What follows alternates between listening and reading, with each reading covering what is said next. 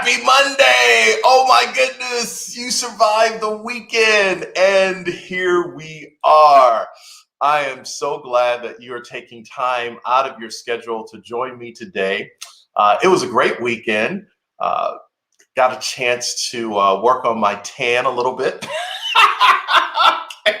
That was a bad joke. Anyway, really excited about this day, and it's spring. The country is opening up. I talked to friends all over the country. Everybody's getting out and about, so this is a really good thing. Listen, as you begin to come into the stream, go ahead and just let us know where you're from. I'm going to introduce you to an amazing man that I not only want you to get to know, but follow, stay in contact with him. He is absolutely brilliant. And you are going to be introduced to his amazing genius. And he's an awesome father and husband, and in addition to obviously being an entrepreneur. So really, really excited about our time together. So you're probably wondering, how in the world did I meet Tariq? So a few weeks back, I got a notification from our team about connecting with him, and they were really adamant that he and I needed to connect. So I said, absolutely, I want to talk to him. So he and I set up a time to talk. And you know how, where do you live? And he said he lived in Orlando, Florida. I was like, you live in Orlando, Florida? Where do you live in Orlando, Florida? And he told me, it was like, no way. So we got together, and it was just a great time. And when we get together to talk about business, it's just like on fire. So when he started to tell me about how do you become an entrepreneur, how do you make that leap and shift from employee to entrepreneur, I'm like, wait a minute, we have to share that live, because I think so many people want to know that story. I know, James, so it's like, what? So I believe all of you will be sitting on pins and needles as Tariq and I just do a deep dive. So Tariq, come on in. I want y'all to meet Tariq Johnson. Good morning, sir. Good morning. Good morning. Good to see you, Simon. Good to see you as well. Listen, I'm going to tell you right now, we are going back to Top Golf, and I think we're going to have to make a little side bet. Let's do it. Let's do it. I got to wait till my back heals now, because now I'm out of commission for a little bit. We played at Top Golf this weekend. We had a great time. And yeah, he beat me by a few points. So Tariq, tell everybody your backstory. Like, where'd you grow up? Where's home? Tell a little bit about your journey. Yeah, sure. Well, one, thanks for having me, Simon, and it's great for us to be able to connect.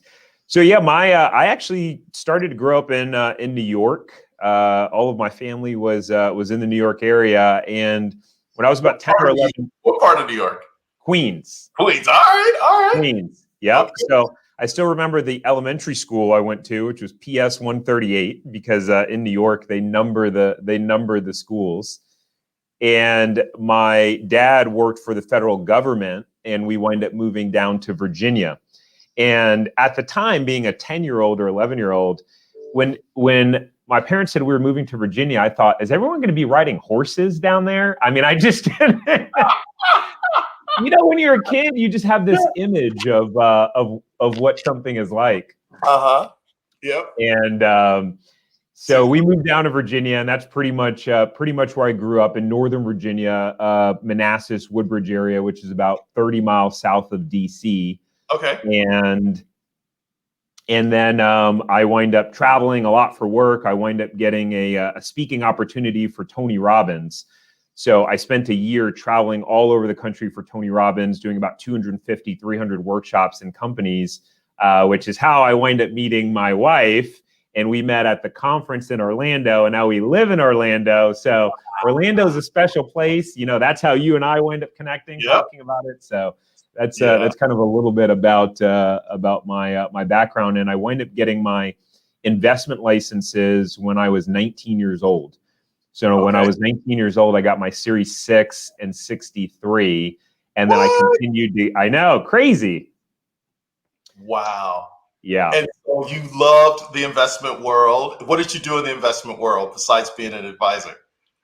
Yeah, so I started out, I got my investment licenses and then I got into banking. So I started out as a personal banker, Okay. helping people open checking accounts, savings accounts, All right. credit cards, line of credits. And, that was the foundational learning for my career, learning really the basics of money. And, it's interesting because in school, they don't really teach us about money. They know. Mm-mm. And so I was so lucky and blessed to have gotten on that path so early in my career. And early on, I worked with business owners because I did some business banking. And the idea of, entrepreneurship and these, people who owned restaurants and all sorts of different businesses was always so fascinating to me. So that was kind of the majority of my career, but I always had that little seed that I really knew that I wanted to be my own boss and be an entrepreneur. All right. So take us inside the story. What was your first entrepreneurial venture, and how did you decide on it, and what happened? Yeah, my first entrepreneurial venture was by mistake, and it was mowing lawns. So very fancy, very sophisticated. But I think a lot of people can relate, and maybe drop a comment below if you've ever mowed lawns for money. Absolutely. Yeah. So I started out mowing lawns. I was working at Ace Hardware, making $6 an hour, and then that just kind of spiraled. The owner at Ace let me solicit customers in the store, and I started to get more and more mowing clients. I used my dad's truck, and then eventually I started a little business and wind up landing a couple of commercial jobs. So that was my very first entrepreneurial venture. I really had no idea what I was doing. I remember I landed this $4,000 commercial project. I was 18 years old. To me, $4,000 was like $1 million. Yeah, at the time. And I hired a bunch of my buddies from high school, paid them $10 an hour under the table. Please, Uncle Sam, do not come for me. That was about 15 years ago now. So that was my first gig. That's good. Let me just say hi to some folks. Hey, Leslie, hope you're well. Good to see you. Charles Gaskin, hope all is well. Charles is the amazing Rolls-Royce Bentley dealer in New Jersey. A wonderful, wonderful human being. Hey, James, hope you're doing well. Hey, Steve, what's going on? All right. So that was your first venture. And so now you're working, let's say professionally, you're thinking about becoming an entrepreneur. Take us through that journey. Yeah, it was an interesting one, specifically because, I talked about how I got my investment licenses when I was 19. I wind up getting more and more investment licenses, my Series 7, 66. And what happens when you have your investment licenses is that it's very regulated what you can do outside of work. Okay. So I wanted to build a business. I was very much into personal growth and development, listening to Tony Robbins, and there was a lot that I was limited to be able to do on the side. And so when my wife and I had moved to California after we got married, I started to really have more success in the investment industry as an advisor. And I started to make a good amount of money and really start to move up. And it made me excited, but it also scared me. It was bittersweet because I realized that the hook, it was like fishing, and the hook was sinking in deeper. Right. Right. And so at that time, the solution I came up with was franchising. Oh my goodness. That to open up a franchise business on the side that had nothing to do with my industry, to build up another income stream in order to eventually set myself up to be able to make the transition and make it more financially feasible. And that was kind of the initial plan and journey that I took. All right. So what was your first franchise?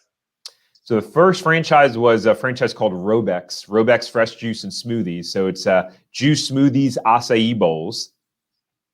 And we decided on that because I was busy working full time. My wife was busy. And I just intuitively and logically knew if I was going to start another business, it had to be something that was in alignment with my lifestyle. And something that made sense for me, because I knew it would probably be hard. And there would be many times where I didn't want to work in the business, but I needed a deeper sense and a deeper purpose. So that's how we landed in the juice and smoothie space. We felt like it would be very valuable for our community.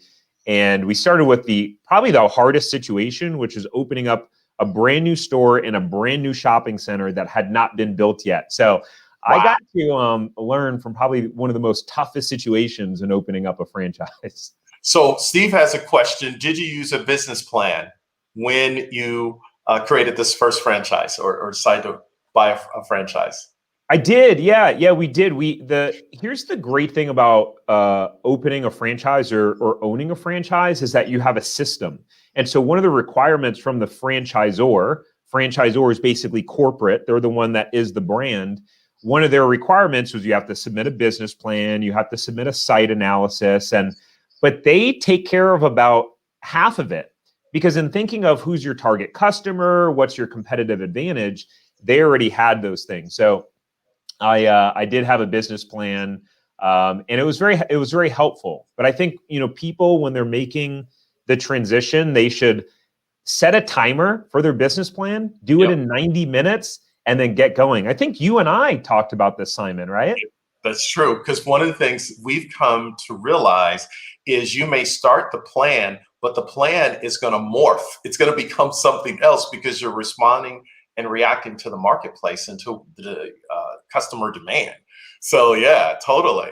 I mean, I think in the 18 years, I've reinvented 5 times, and this is my 5th reinvention, as an entrepreneur. So yeah, it's totally staying flexible for sure. Yeah, absolutely. So what do you think, what prevents employees from making the leap to entrepreneurship? What do you think holds them back? I'll talk about what held me back. And, it's interesting because now because of my YouTube channel, I have so many people that email me and reach out to me and talk about what's holding them back. So for me personally, 100% fear, right? Okay. Fear of the unknown. Like, if I take this leap and it doesn't work out and I fail, what's going to happen? And also, I'll share and kind of be vulnerable here, was ego, right? Which was, I was in a financially lucrative career, and there was a lot of prestige to being a financial advisor and having the licenses that I had. I covered 5 different offices, and the idea of taking a step backwards, of having a period where I made less money, having a period where I couldn't say, hey, I'm a financial advisor and I manage a $65 million book of business. So, for me, there was an ego component to it as well. Okay. And so for me, that was a couple of things that hold me back. And then, I think in talking to a lot of individuals that reach out to me, money, the financial security, oftentimes people don't have a lot of money saved, or 6 months of emergency expenses, or they're living paycheck to paycheck. And the idea of leaving that financial security is terrifying. And then confusion, like, what do you even do? Where do you start? Like, feeling overwhelmed. And so I think those are a lot of the feelings that people experience. And if anyone out there can relate to that, maybe drop a comment below. And what do you feel like holds you back if you wanted to become an entrepreneur? What do you think is stopping you? And I think you putting that in the comments below actually helps other people, because there's probably someone else who's experiencing that as well. So what would you say are the 2 to 3 things people should have in order if they're thinking about making the leap from employee to entrepreneurship? And then we'll go to questions that people are asking. Yeah, sure. So you said this, what they should do in order? What should they have in order? What should they be thinking about right now? Because obviously we don't want people to say, oh, you know what? I got so inspired, I'm going to quit my job tomorrow. Don't quit your job. Yeah. Plan it out, please. Yeah. Number 1 is clear on your vision. What do you want? What do you want? Where is it that you want to go? Okay. Oftentimes, the hardest part is figuring out, what do we even want? Like, what do I want my life to look like? So I always tell people, get clear first. Okay. And clarity is like there's shades of clarity, right? It's not black and white. There's grays, there's some different tones. So, some people go, well, I don't know what I want. Well, if you did know, what would you say? and start with what you do know. Maybe you know, okay, I want to have a job that I feel excited about and that I have the opportunity to make the same amount of money I'm making now. And I don't want to work on the weekends. I only want to work Monday through Friday. Great. At least start there. Once you have clarity on what you want, then determine your why. Why do you want it? Because the reality is the life of an entrepreneur is challenging. Simon, you know that. I mean, we Oh, talked yeah. about, your journey, which is absolutely fascinating. And I can't wait to have you on to be able to tell your story, because we were sitting on the couch and you were telling me your journey and the steps you took. I was just, amazed. But you have to have a why. And, for me personally, it was one of the main ones was my son, Caleb, being 2 years old. And so for some of you out there, maybe that's your why, your family and the desire to create freedom and flexibility. Okay. Once you know your why, you have to have a plan and a strategy and then actually take action on it, because you could have the best plan in the world. If you don't actually implement it and take action on it, it's not going to do you any good. That's good. Okay, Steve's got a question. Have you ever partnered? Did you use any celebrities or pro athletes? Partnered for the franchise, my partner was my partner, which is my wife. Okay. So my wife and I opened our business together, although I ran it, but I never had any external partners in my business, and unfortunately I have not used any celebrities or pro athletes. But Stephen, if you know any, just shoot me a message. I'm happy to connect with them. Absolutely. Another question is, how were you able to cover yourself when it comes to healthcare when you took the leap into the entrepreneurial waters? Yeah, that's a great question. Actually, I just recorded a video yesterday and talked about that. But healthcare is expensive. The reality is, it's something you have to plan for. The benefit is that you can deduct the cost of healthcare as an entrepreneur. I'm not a licensed tax advisor, so consult your tax advisor. But you need to plan for that expense, but you can plan for it and have it be a tax deduction in your business. Okay. Another question, do you have to quit your job when launching because I can't afford to do that, or I fear doing that? CPAs make less, but their jobs are fairly reliable 9 to 5 if you find the right job. Yeah, it's a really great question. It's one of the reasons that I chose franchising initially, was because I didn't have to quit my job, and I found a franchise that allowed what's called semi-absentee ownership, which means you don't have to be in the day-to-day of the business. You work on the business, but not in the business. So I very strategically set up a management team so that I didn't have to be there every day. So it depends on the franchise. Some franchises do not allow semi-absentee ownership. So you just have to be tactical and thoughtful about what type of franchise you open and make sure that they allow semi-absentee ownership, and then know that you might make less margins because you have more of a labor cost in your business. Okay, good. You have an event coming up where you are going to be doing a deep dive in how do you go from an employee to entrepreneur. Tell us about the event. Yeah, I'm incredibly excited about the event. So it's actually how Simon and I initially connected, and I had to reschedule it. So Simon will wind up being on the next one. But the event, I'm interviewing 8 business leaders and entrepreneurs, individuals that have built successful businesses, that have taken the leap from employee to entrepreneur, and most of them have a business or a brand supporting and helping other people. And so, I'm really excited, one, to have these successful, proven entrepreneurs tell their story. One, because each individual person, you might be able to relate to it. You might be able to relate to it because it relates to your situation, and their guidance and tips and strategies about how you can make the leap will be really exciting. So I'm excited about some of the speakers. Actually, my personal coach that helped guide me along the journey is going to be there. So I recently, about a few weeks ago, I left my dream job. I was an executive at a financial services company, and I finally went full time. The entire time that I owned my franchises, I was still working in financial services. I really did love financial services, and it was a really challenging decision. But at the end of the day, and the listeners will know if it's them, like if you have that dream and that feeling in your heart where it's pulling on your heartstrings, you know if you want to make the leap. And for me, that feeling was there my entire career. Now, you said something interesting. You just kind of snuck it in there, and I just want to let you know I didn't miss it. So you were working your 9-to-5 job, still owning a side hustle business franchise. Okay. How did that work? How did you make sense of it? Because I think there's a ton of people listening to us right now who say, so I could still do the 9-to-5 and have something on the side before I make the leap. So you gotta walk us through that. Yeah, sure. So again, that was one of the benefits of a franchise. And what I did was I was very thoughtful about having a manager for my business. So what I did strategically was I had a call once a week before I went to work. So once a week we had a call, we would have our to-do items. I would look at our metrics and our numbers for the store, what's going on, check in, and we would just have a weekly meeting. And my manager would run the day-to-day operations of the store, and I managed the manager. And, there was things that came up that had to be handled outside of those times. I mean, any business is going to be like that.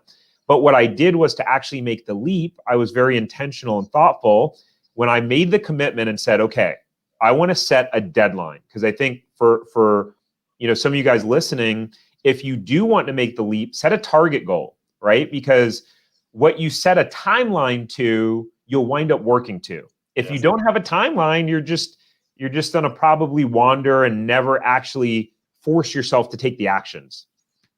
So I hired a coach, a business coach, set a timeline and set a plan and a strategy. And what I did was I launched a YouTube channel talking about franchising, supporting people, set up a plan to drive people from my YouTube channel to my free PDF and opt-in, which is my 7-step blueprint to business profits in 60 days. Because our first franchise, we invested $300,000, got it profitable in 60 days, which was very strategic, and it was not by accident. So I wrote a blueprint on it, documented how anyone could do that in any industry at any time.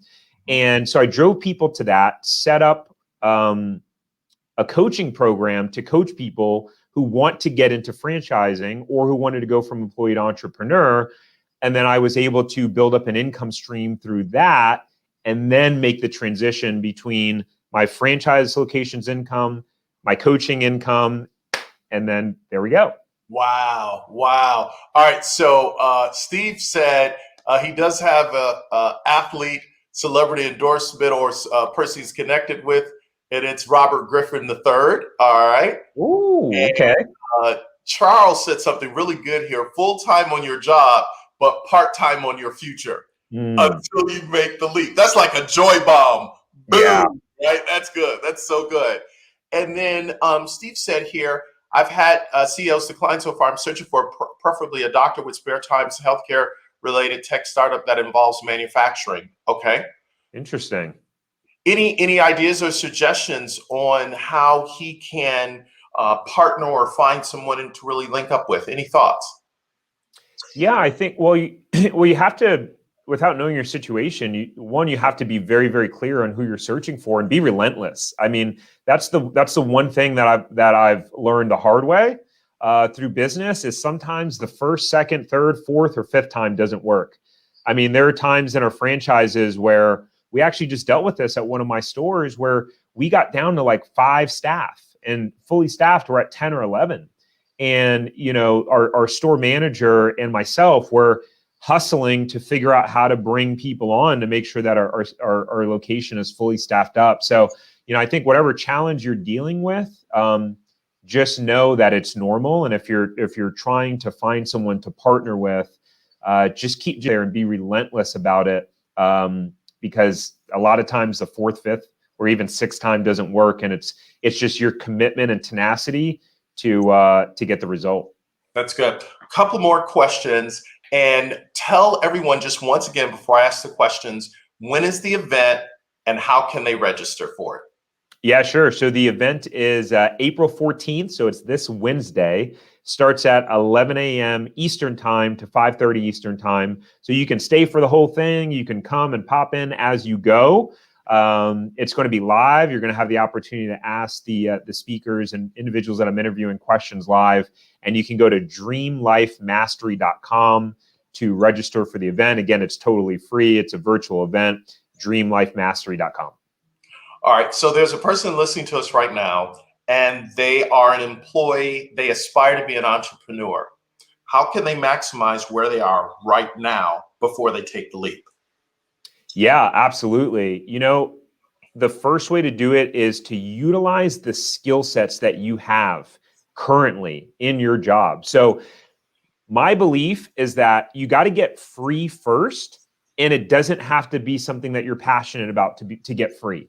So sometimes being free means utilizing your skill sets that you actually want to transition outside of, but maybe you do a side hustle or you do some consulting on the side if your company allows, and you use your current skill sets to get free, to get more time to then do what you want. Or see if your company will allow you to go part-time. Maybe you're so valuable at your organization that they are supportive of your transition. For me personally, when I let my company know, and because of the position that I was in, being on the senior executive team, they allowed me to stay on part-time for a month, and they were actually going to let me stay on part-time for longer. And I decided that I was so busy at that point, I needed to make the leap. But maybe your company allows you to go part-time and actually be in a position that's really advantageous for you. You don't know until you ask. You don't know until you try. Oh, that's good. All right. All right. I'm going to flip this and make this a lightning round. All right. As we kind of bring this to a close. If you guys have any other questions, just one last question, post it in the comment and we'll ask so we can keep this moving. All right. Lightning round. Favorite sport? Favorite sport is golf. Oh, okay. All right. Favorite beverage? Favorite beverage is sparkling ice, those low calorie ice beverages. All right. And what is the crazy race that you are preparing for right now that I think everybody will just say, what? And tell them what you have to do specifically during this competition. Yeah, so I'm training for a Spartan race. And in February, I did the 6-mile one. And I hate running, by the way. So, and now I'm training for the 3-mile one, which is at the end of this month. And it's a Spartan race. So it's kind of like Tough Mudder, if any of you guys are familiar with it. It's an obstacle course race with 20 obstacles. You do things like climbing under barbed wire and climbing over walls and rope climbing and going through the mud and water. I mean, it's stuff that, quite honestly, I don't like to do, but I do it because it takes me out of my comfort zone. And it's actually a lot of fun. The feeling of completing it is the greatest feeling. There you go. Good morning, Brooke. Hope you're well. So glad you could join us. Well, listen, we have thoroughly enjoyed this. This has been so good. Any closing words that you want to share with all of those that have joined us? Yeah, likewise. I enjoyed it as well. Thank you again for having me on, Simon. And it's been really great to build a relationship with you. It's been truly amazing. And for those of you who are listening and have you thought you've had that dream at some point in your life that I want to become an entrepreneur. I want to be my own boss. I want to have freedom and flexibility and control my own income and be able to spend time with my family and be able to call my own shots. I want you to know that spark, that little spark inside of you can become a roaring fire. And it doesn't happen by accident. You got to breathe life. A fire needs oxygen, and you have to give it oxygen. And I hope that you'll join us for a virtual event at dreamlifemastery.com, because the idea is to breathe life into your vision. And it only takes one idea for you to grab hold of it and finally start to gain some traction. It can happen a lot sooner than you think. And sometimes you just need someone that believes in you more than you believe in yourself. Yeah, that's good. All right, we got to sneak this one last question in because it's so good. This will be the last question. And Dr. Bobby Northen, thank you for this question. For all that you've gone through to transition, how has it been beneficial for you in terms of your own personal margins? Yeah, interesting. Like profit margins or what? Yeah, profit margins, Bobby. Is that personal margins, profit margins? So how has it been beneficial, would you say, just overall?